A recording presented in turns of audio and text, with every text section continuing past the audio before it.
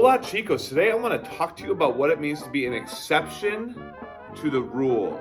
This is an expression you've all heard of before, exception to the rule, but what does it mean? Sometimes it's literal, like there is an actual rule and this is an exception to it. Like during passing time, you're supposed to follow this rule, but if you're wandering the halls during class, maybe we'll make an exception. Get to class, Wigan. But oftentimes it's more like a metaphorical thing, like a rule is more like a pattern or a trend. And sometimes that rule has exceptions. Like last unit in our study of African history, we saw that most civilizations in like East and North and West Africa followed the religion of Islam. But Ethiopia, as a follower of Christianity, was an exception to that trend or pattern. Which shows us that history also has exceptions to the rule.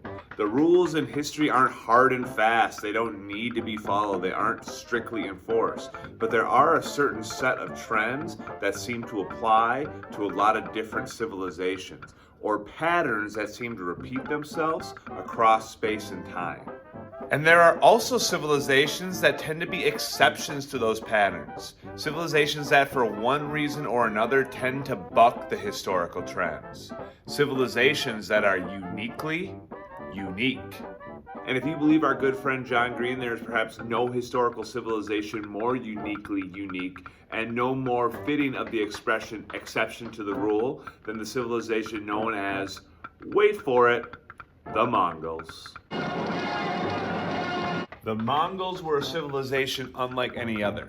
They were skillful and brutal and nomadic and tolerant and a whole other host of sometimes contradictory adjectives that collaborated together to form one of the most unique civilizations in the history of the world. And to help you understand what made Mongol civilization such an exception to history's rulebook, I think I'll toss it over to my man Juan Verde, who's been cracking jokes about the Mongols' exceptionalism all throughout his series on Crash Course World History. You can find that assignment in Canvas. Adios.